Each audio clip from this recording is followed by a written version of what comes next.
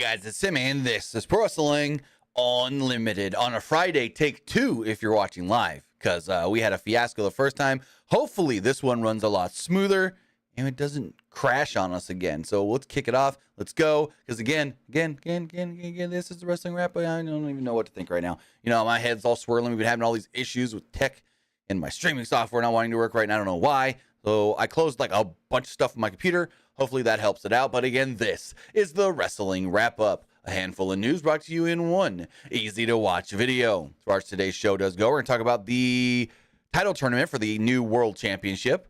We're going to talk about Money in the Bank, Drew McIntyre's current status, the AEW roster split, some unfortunate news on Sarah Lee's passing months ago, really, and so much more, because again, this is the wrestling wrap-up every Monday and Friday morning, bringing you all the latest news in professional wrestling that you may have missed.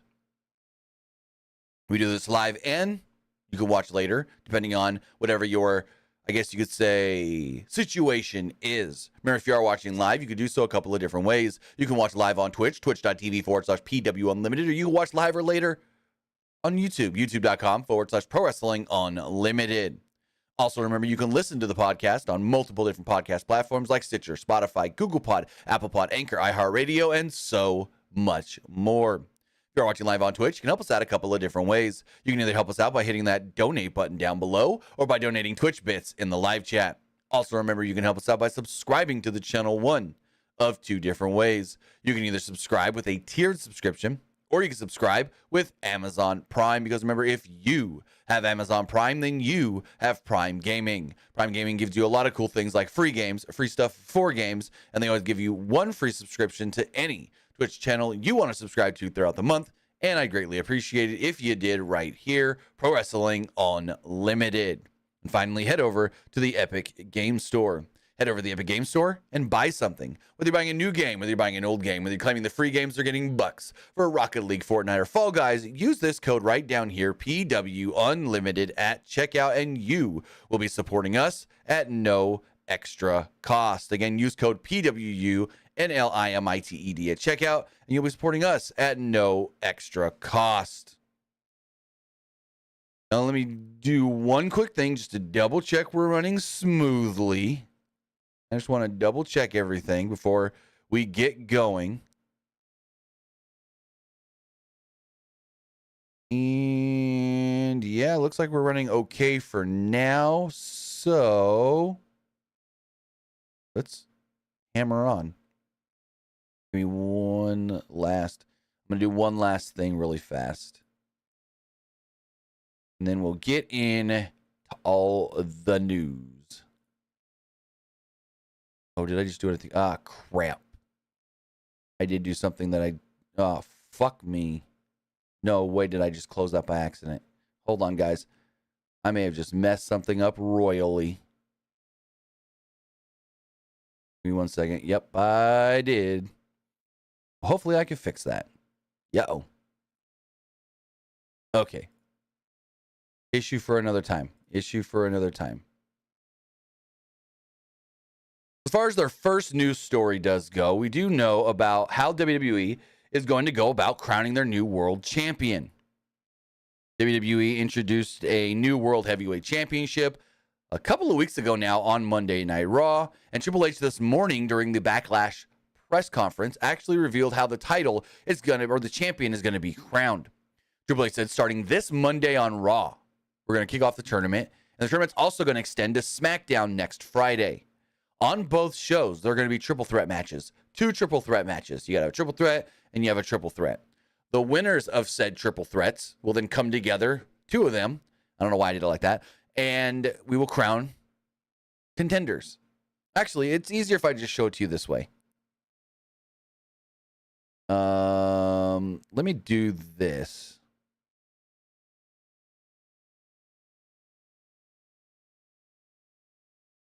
I actually made a graphic already, kind of showing what this is going to look like. So let's throw that up on the screen here. So as you see on the left side, 2 triple threats, and then the winners of those will face off. On the right side, 2 triple threats, winners of those will face off. Then, at Night of Champions, there will be a representative from Raw and a representative from SmackDown, and the winner will become the brand new WWE World Heavyweight Champion. And what I wanted to do was look at the new rosters as far as Raw and SmackDown does go post-draft that does go into effect tomorrow, and see who's the 6 that can be from Raw and who's the 6 that can be from SmackDown. Now, when looking at all of this, as far as the 6 male superstars that can represent Monday Night Raw in this tournament, I would say Cody Rhodes, The Miz, Shinsuke Nakamura, Seth Rollins. I would say Drew McIntyre, but we don't know if Drew's going to be back in time for Monday, so maybe Drew McIntyre. I don't really know. Damian Priest. I need one more from Raw. It's not a tag team guy. And, I mean, you could throw Matt Riddle. Matt Riddle. There's your 6. We're not counting Drew because we don't know if Drew's actually going to be in this or not. AMB says Finn Balor. Yeah, you can do Finn Balor instead of Damian Priest, but I just feel like they're on a Damian Priest kick right now. You can do Finn instead of Damian or Miz. Put them in separate triple threats. As far as SmackDown does go, and who can represent SmackDown in this tournament, Solo Sikoa. Maybe Edge, I don't know, maybe. Bobby Lashley. Rey Mysterio. LA Knight, Karrion Kross. Those are my 6 from SmackDown. I could be right, I could be wrong. I don't know because I don't even know. But AMB says AJ Styles. Yeah, that's another one. AJ Styles instead of Kross or Knight. Ooh, what if the finals of this tournament is AJ versus Seth? What if the finals of this tournament is AJ Styles versus Seth Rollins? Oh, that would be great. That would be, oh, man. I'd like that a lot. If the finals of this tournament is AJ Styles and Seth Rollins, Rollins from Raw, AJ from SmackDown, there we go. Bada bing, bada boom. Woo! Yeah, I like that. So the winner will then be crowned at Night of Champions and be the Raw World Champion. Now, could they do maybe AJ win it and then the OC moves back to Raw? Maybe, but I don't see that. I think Seth ends up winning this belt. I mean, if it's not Seth Rollins, though, who? If it's not Seth Rollins, who? Because I don't see anybody else that makes any sense. It's like I'm looking at everything I wrote down from both of the new rosters. Really, the only one that makes sense is Seth Rollins. Drew McIntyre, maybe, but we don't even know if Drew is cleared up or not to go. So it's going to be very interesting to see exactly what goes down with this title tournament starting on Monday Night Raw. Austin Saturday says, what about Cody versus AJ Styles? No, I think Seth Rollins wins the belt. That's why Rollins has to represent Raw and in my fantasy booking, in my opinion. But we talked a lot just now about Drew McIntyre, what's going on with him. Well, looks like Drew McIntyre may not be working the Money in the Bank pay-per-view, which is very interesting. As Drew McIntyre, who was on the advertising previously, is no longer being advertised for Money in the Bank. We're going to pull up a couple of different things on the screen really fast, just to give a little context to this story. So, this was the original advertising for Money in the Bank. You had Seth, KO, Charlotte, Bianca, Cody, Becky, Drew. Old Drewski right here. And he was advertised on WWE.com for this show, but he's not anymore. Go to WWE.com. This was the graphic. Now it's no longer the graphic. It's this generic one. And when you scroll down, scroll too far, no Drew. But look who's there now. Look who's there now. Cody was in that first slot. But now, Cody's been shifted over, and they've added the tribal chief, Roman Reigns. Don't know what's going on. But Drew McIntyre is no longer being advertised for the Money in the Bank pay-per-view, and Roman Reigns, who was not previously advertised before this week, is now being advertised for the Money in the Bank pay-per-view, which is super, super interesting. And this could be a number of different things. Maybe Drew's injury, because Money in the Bank is not till July 1st. There are still 1, 2, 3, 4, 5, 6, 7, 8 weeks till Money in the Bank, right? Yet there's possibility Drew is still not cleared. We don't know what Drew is dealing with. Apparently, Drew is dealing with something that he was dealing with before WrestleMania. And he was just like, I'm going to work Mania, and then we'll deal with the injury. So it's like, ooh, I don't know. Yeah. It's crazy to think that Drew can be out for that long without them telling us anything. And Dave Meltzer did write something about Drew McIntyre and his contract in this week's Wrestling Observer newsletter. Let me pull that up right here. As Dave Meltzer did write the following.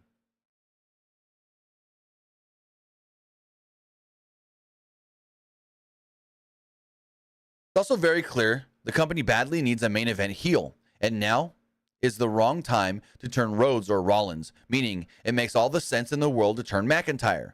But more, they need to elevate Reed, Priest, Balor, or Mysterio to the top heel level. Because McIntyre right now is working with the idea that there's a good chance he's finishing up.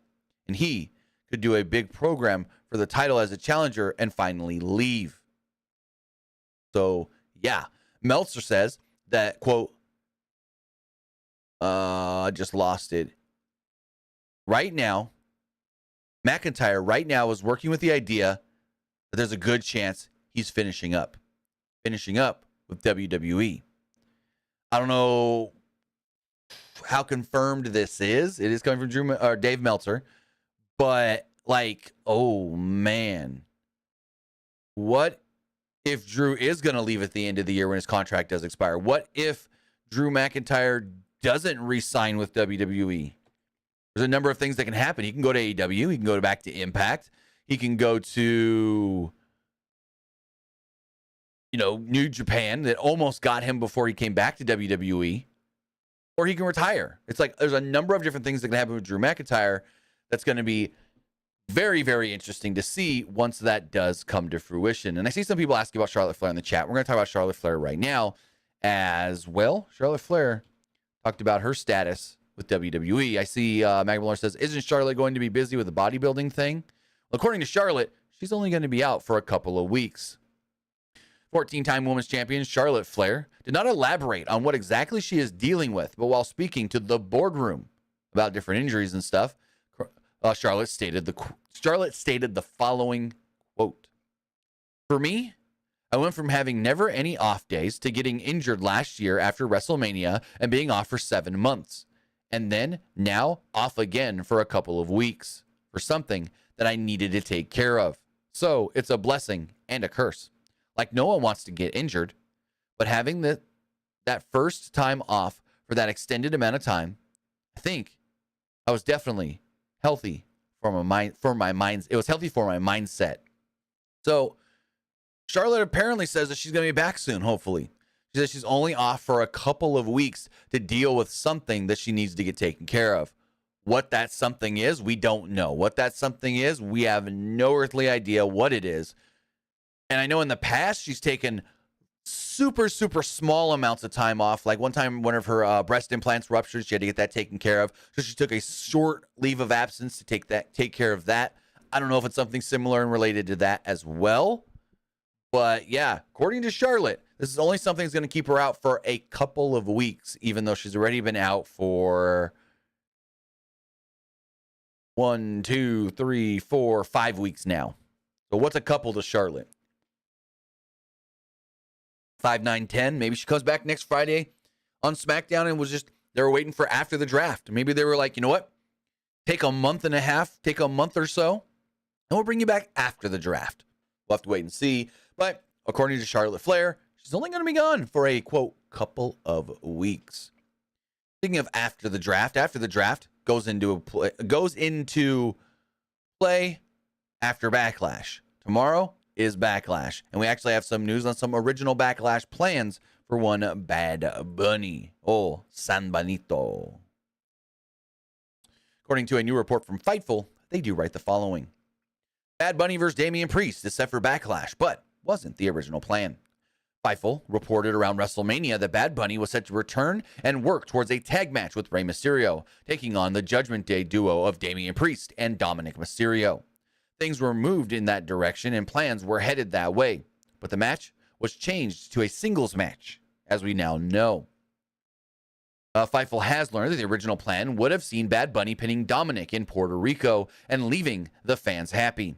However, Dominic and Rey Mysterio were pulled from the match, and both Bad Bunny and WWE were said to have felt comfortable with Bunny's ability to have a good singles match instead. So that's why we are getting the San Juan street fight. But even though they're calling it a singles match and that they are confident in Damian and Bad Bunny to go out there and do that match themselves, I still think there's going to be a lot of interference in this match from the LWO and Judgment Day. So it's not just them going out there on their own. Yeah, there's going to be a lot of stuff they do without interference. And it's still kudos on them to trust Bad Bunny to be in there as long as he is and not have to do a tag match where he can tag out and whatnot. So yeah, I think there's still going to be a lot of interference in this match, but I think it's going to be a good match nonetheless. And if I'm booking this show, I'd main event with it because it's coming off as a big time match. It really is coming off as a big deal match. But now, speaking of Dominic Mysterio, we're going to shift some stories around here. So I was going to talk another Backlash thing, but let's talk Dominic Mysterio really fast. Speaking of Dominic Mysterio, as we saw last week on Monday Night Raw, this hombre is getting a lot of heat, and in a good way, from crowds. And Damian Priest actually spoke about this on the After the Bell podcast with Corey Graves and Kevin Patrick. Priest stated, quote, Dominic was in his dad's shadow when they were together. And then when he first joined the Judgment Day, and then when he first joined the Judgment Day was like he was in our shadow. Not anymore. He's his own star on his own where he doesn't need anybody's help. He brings a whole different level of heat for sure. But his style, his demeanor, it gives us the opportunity to feed off something that's different and create something special. He's helped us just as much as we've helped him. He's very important to the Judgment Day now. I don't know what the Judgment Day is like without him now, without Dom. I say we're not as strong. I don't think we're as popular. So yeah, according to Damian Priest, adding Dominic to Judgment Day was the thing that they needed, was the one thing to put Judgment Day over the edge. And that heat and that reaction from the crowd that Dominic gets is what's now making Judgment Day bigger than they thought it could ever be. So that's really, really awesome for Damian Priest to say. And it's like, man, this all kind of just happened organically, randomly. It just out of nowhere. Fans started booing Dominic when he would talk. And now every week it just gets louder and louder and louder. And Dominic feeds into it and feeds into it and feeds into it. And he feeds into it very well. So kudos to Dominic Mysterio from getting some great praise in that regard. But shifting back Backlash a little bit, apparently there was a little issue getting the Backlash for some in the WWE, as WWE referee Jessica Carr posted the following on her Instagram. Pull that up here on the screen.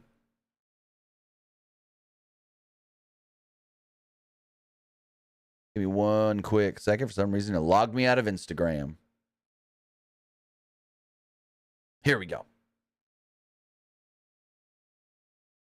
She says some maintenance issues with the plane headed to Puerto Rico, but crossing fingers that they're handled quick, And this was posted yesterday. Everybody's made it there by now. But it's interesting to think that, to see that they did have some issues yesterday getting to Puerto Rico. But I wanted to bring this to your guys' attention because in case you saw this post from Jessica Carr and was like, hey, what's going on with this? Are we having some issues? There was, but I just want to let you know everything's been cleared up since she posted this. So that's why, again, quick hit.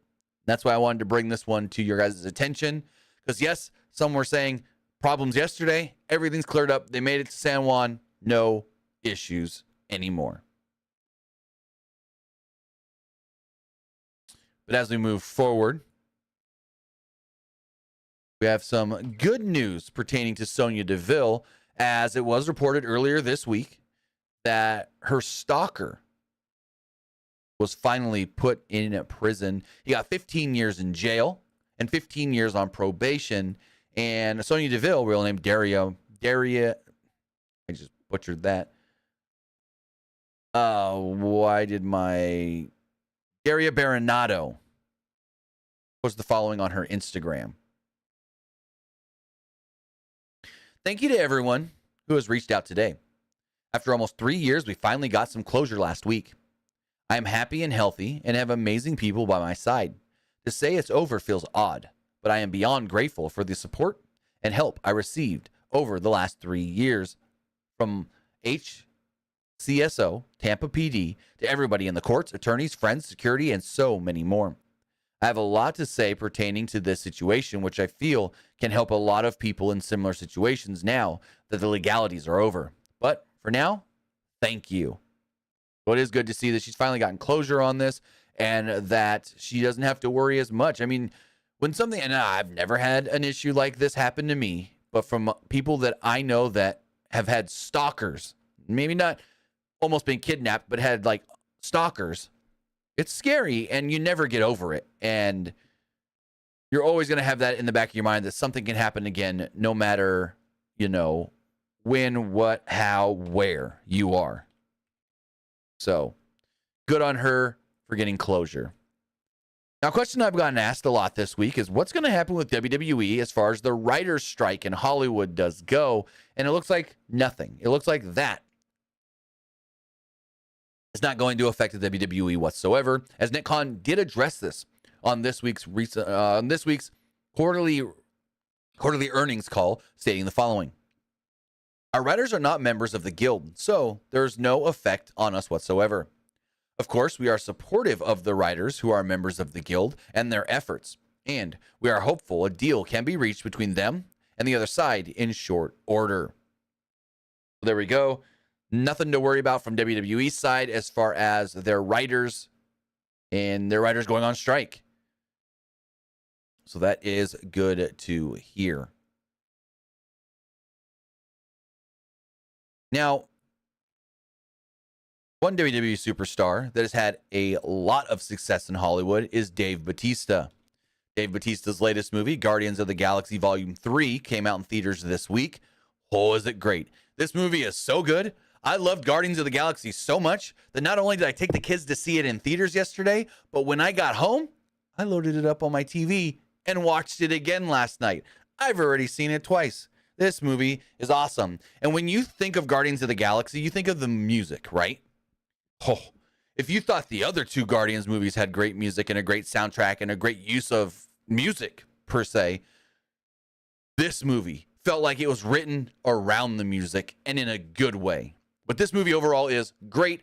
And this is my quick, non-spoilery review, the only thing I didn't like in this movie was the villain, the High Evolutionary.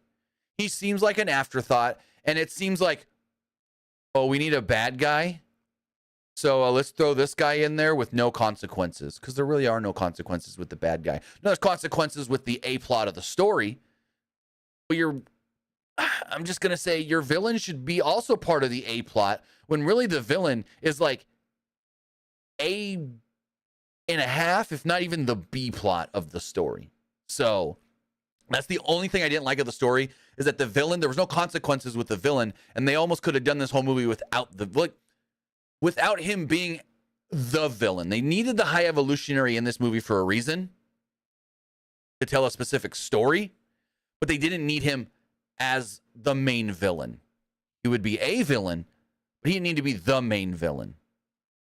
Because even another guy you thought that was going to be a big villain is actually like the B villain. And if the main villain is the B villain, then he's the C villain. Anyways, go see Guardians of the Galaxy. I've already seen it twice. It's amazing. But Dave Batista actually talked about hanging up the Drax costume or the Drax makeup, stating the following on Twitter. Actually, let's just pull this up on the screen. I can pull this up. Play the audio as well from Mr. Dave Batista. I think there's audio here. I don't know, but we're going to read it. We're going to check it out. We'll play this video and see what Batista says.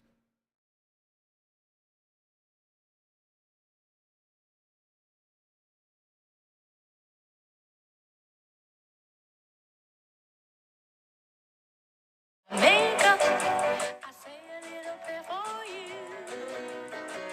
Walk home in my hand now.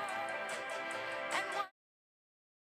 All right, I'm not going to play any more of that because it is music that can get us copywritten. But if you've seen the movie, this video would make a lot of sense to you. If you haven't seen the movie, then this video wouldn't make a lot of sense to you. It's not a spoiler or anything. But Batista did state, every day I say a little prayer for Drax, the role that changed my life. Forever grateful to the fans and my Guardians family. What a magical journey it's been. Thank you for letting me be your Drax. And oh my God, is Batista amazing in this movie? Is Batista amazing in Guardians 3?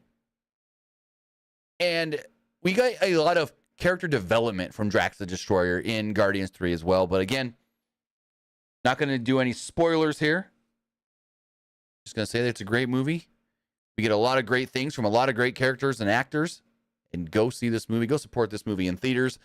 Because this is one of those movies that needs to be seen in theaters as far as the visuals look great. But again, the music and the way they use the music and the way the music is played in this movie. Hearing it in a theater, especially I went and saw it in an MPX screen, theater, which has got 360 audio. So, whole buddy. Yeah, it's basically like an IMAX, but not IMAX because it's not a Regal theater that I went to. But yeah, go see Guardians 3. It's amazing. Dave Batista kills it as Drax, as always. And if you thought he was good before as Drax, he's even better in this movie as Drax with all the, especially in the second half of the movie, all the character development of Drax the Destroyer. Also, it's always great when you go to watch a movie that you're hyped for, and then one of your favorite actors ever just pops up and is in like a quarter of the movie. So that's also cool too. Not going to spoil that one, even though it's probably already known that this actor's in the movie, but just going to say. Now, as we move forward, we have our final WWE story is a somber note, as some new news has come out on the passing of former Tough Enough winner Sarah Lee.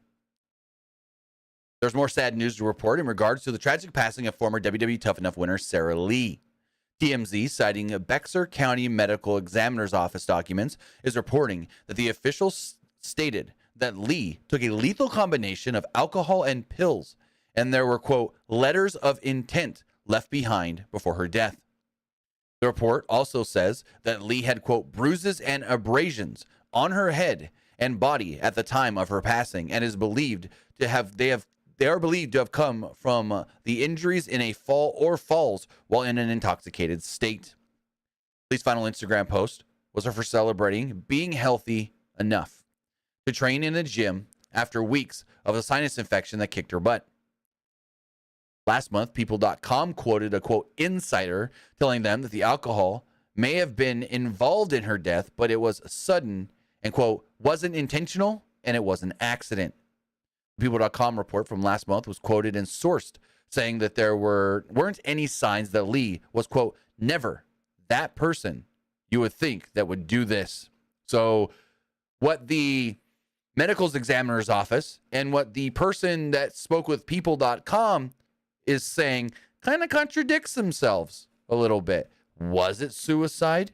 Was it not? That's something we may or may not never know.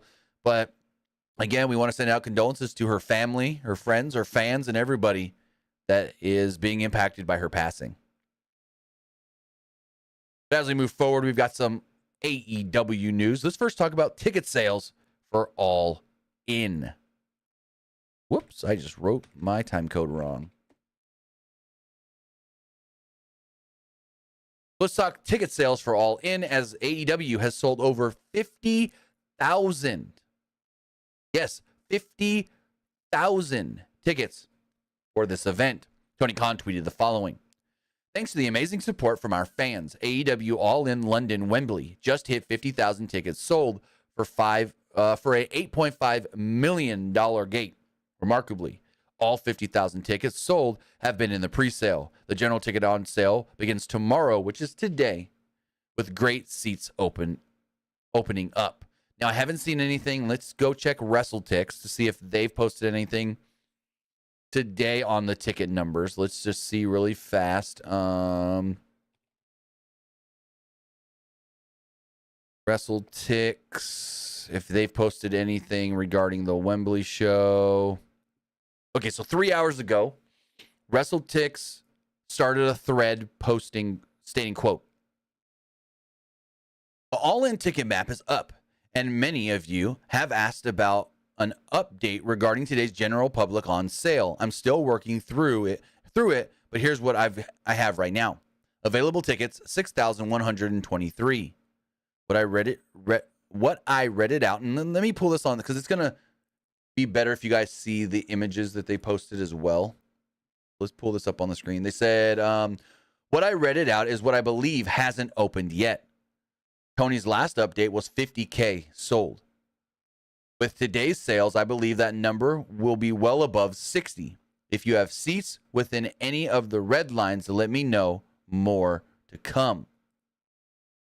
So they're just showing some of the stuff here, and that was 3 hours ago. Then they posted an update stating, quote, they've just opened up the rest of the stadium. The uppers that were previously closed are partially open, as seen in the second screenshot. The 200s behind the hard cam are also partially opened. This definitely helps clear up some questions I had. More to come. As you see, more spots opened as far as ticket sales do go. I think that is the last update WrestleTix gave. Let's just check their Twitter really fast. Yeah, that's the last update WrestleTix did give as far as tickets do go. So they're thinking that if it sells out, it's going to... According to WrestleTix, they're under the impression that maybe this building is going to be set up for 60,000. Which is, I mean, 50,000 is amazing for AEW. 40,000 was amazing. 30,000, pretty dang good. So if they do 60,000, that's tremendous. Tremendous. Keep it on the AEW train. Let's talk about the brand split that has been proposed for many weeks now.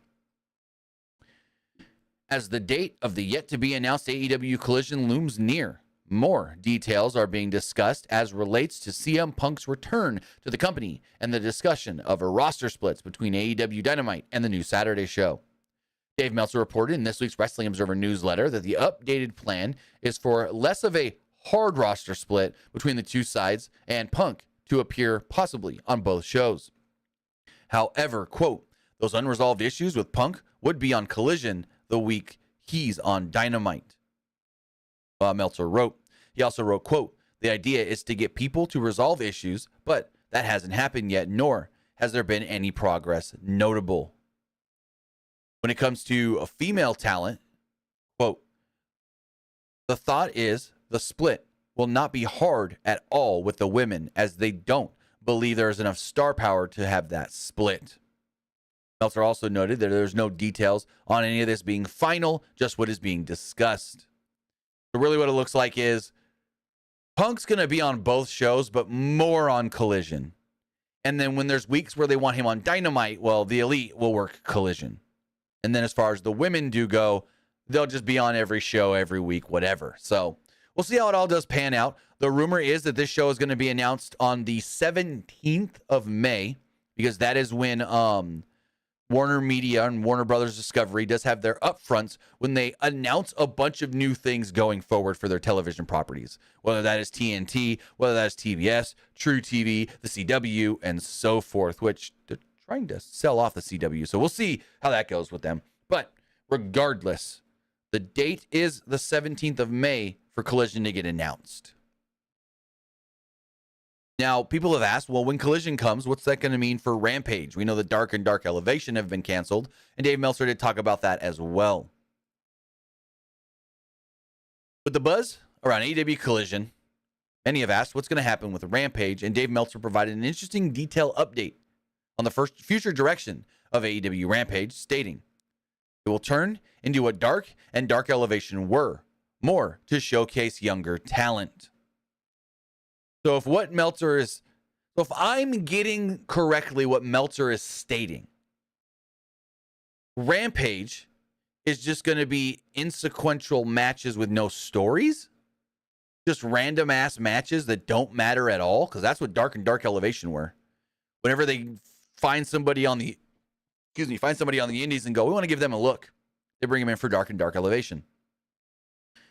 99% of the time, things that happen on Dark and Dark Elevation never had consequence. And I say 99% of the time because there have been a few that there were consequence. But most of the time, no consequence. So is that what Rampage is going to be? No consequence matches? Just, hey, randomly this week, I don't even know, Serpentico is going to wrestle QT Marshall on Rampage. Like, who's going to tune in for that? I feel like if they start running Rampage more like Dark and Dark Elevation, it's going to bomb in the ratings, even worse than it already is. So we'll see. We'll see if what Meltzer is saying is actually accurate. And the final news story we do have for you guys today has to do with one New Japan wrestler working without a contract. According to Fightful, they write the following. Tamatoa is working without a New Japan contract. A name that WWE had interested in is technically a free agent. Fightful has learned the former Bullet Club member Tamatoa has long been working without a New Japan deal. We reported back in January that WWE had interest in Tamatoa to the point that there were some creative ideas pitched for him. However, since then, we've learned that he'd been a victim of the unofficial hiring freeze and WWE had not maintained contact with him. Now, that hiring freeze thing, I don't know about that because honestly, I've seen Wade Keller, I've seen Mike Johnson, I've seen, I think John Pollock, I've seen Dave Meltzer, all get asked about this hiring freeze and I'll go, haven't heard anything about it. Haven't heard anything out about it. Not that we know of. And John Ross Sapp of Fightful is the only one that's saying hiring freeze and doubling down on this hiring freeze, but he kind of backtracked a little here saying unofficial now. Now he's saying unofficial hiring freeze. Anyways, he continues saying Tamatoa has continued to work with New Japan Pro Wrestling without a contract for several months. However, he dropped the never open weight title at the New Japan Wrestling Dontaku show to new Bullet Club member David Finlay, and they did a stretcher job after that. So there we go. It looks like Tamatoa is on his way out of New Japan Pro Wrestling, but where he goes is the big question. Does he go to Impact? Does he go to AEW like Jay White? Does he go to WWE? Who really knows? But things could come to light here rather quickly as, you know, next week, if WWE is bringing in, let's say, for instance, if WWE is bringing in Tamatoa, next week could be a good week to do it because they're restarting the brands, refreshing the brands after Backlash and after the draft. So we'll see where this all does lead to. And if maybe Tamatoa just re-signs a new deal with New Japan. But with that, guys, that is going to wrap up everything we have here for the wrestling wrap-up. As far as tonight does go, though, tonight is Friday Night Smackdown from San Juan, Puerto Rico. 4 things at the time of this recording have been announced. So let's run down everything we do know for tonight's Friday Night Smackdown. First off, we do know that Cody Rhodes, the American Nightmare, will be on the show to talk about his upcoming match with Brock Lesnar. We also do know that San Benito Bad Bunny will be on the show tonight. He's got a big old street fight tomorrow night with Damian Priest. Those two, they already went at it this morning. We also do know, as far as action is concerned, Karrion Kross will be going one-on-one with Shinsuke Nakamura. And finally, in tag team action, it's the Viking Raiders against the OC, the Good Brothers, Carl Anderson and Luke Gallows. So with that, these 4 things are the only 4 things. Oh, you guys didn't see any of that. I didn't flip the screen. We've got Viking Raiders and the Good Brothers. We got Knock in the Cross. We got San Benito Bad Bunny. And the American Nightmare, Cody Rhodes. With that, guys, that is everything that has been announced for tonight's Friday night SmackDown. We'll be back live after SmackDown talking about the entire show. So with that, guys, have a great rest of your Friday. We'll see you guys next time. Have a good one, guys.